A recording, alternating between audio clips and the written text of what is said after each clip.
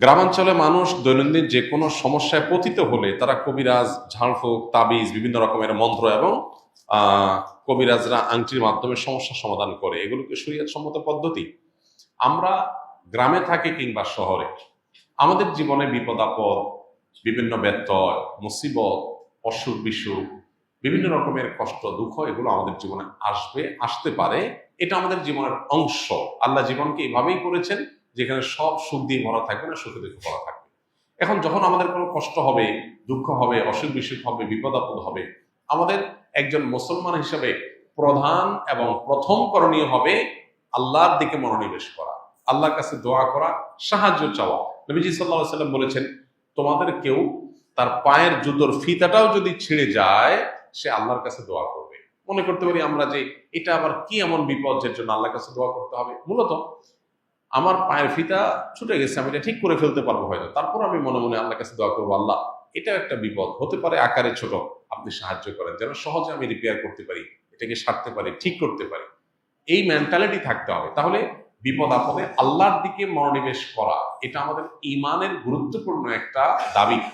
কিন্তু আজকাল বস্তুবাদ আমাদেরকে এমন ভাবে গ্রাস করে ফেলেছে, জ্বর হলে, শরীর ব্যথা হলে আমরা নাপা খেলে ভালো হয়ে যায়। এবং এর কারণে এই নাপা বা ঔষধ, মেডিসিন, ডাক্তার, ট্রিটমেন্ট এগুলোর প্রতি আমাদের আস্থা, বিশ্বাস এমন লেভেলে চলে গেছে, আল্লাহর দিকে আমাদের মাথা যায় না। যখন আমাদের দেয়ালে পিঠ থেকে যায়, যখন আর কিচ্ছু করার থাকে না, তখন আমরা এবার বলি একটু আল্লাহর কাছে দোয়া করি, আল্লাহর কাছে সাহায্য চাই। অথচ উচিত হলো যে কোনো বিপদ আপদে আল্লাহর দিকে ধাবিত হওয়া। তাহলে বিপদ আপদে কবিরাজের কাছে যাওয়া না, বিপদ আপদে আল্লাহর দিকে ধাবিত হইতে হবে। এটা হলো প্রথম কথা।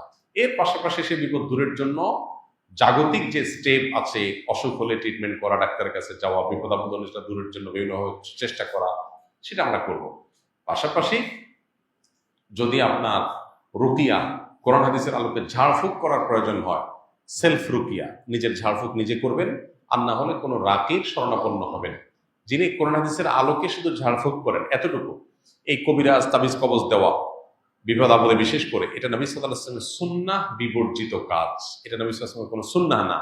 বিশেষ করে আপনার অসুখ বিসুখ ছাড়ে না, বিপদ আপদ ছাড়ে না, এটা তাবিজ দিল, ঝুলাই দিলাম আর আমার সব দূর হয়ে গেল, এটা নবী সাল্লাল্লাহু আলাইহি ওয়াসাল্লামের জীবন দর্শন থেকে পাওয়া যায় না, নবী সাল্লাল্লাহু আলাইহি ওয়াসাল্লামের সুন্নাতে এটা পাওয়া যায় না। এটা কোনো কোনো ক্ষেত্রে শিরকের পর্যায়ে মানুষকে নিয়ে যায়। বিধায় সুন্নাতে আমাদের আসতে হবে। সুন্নাহ কি?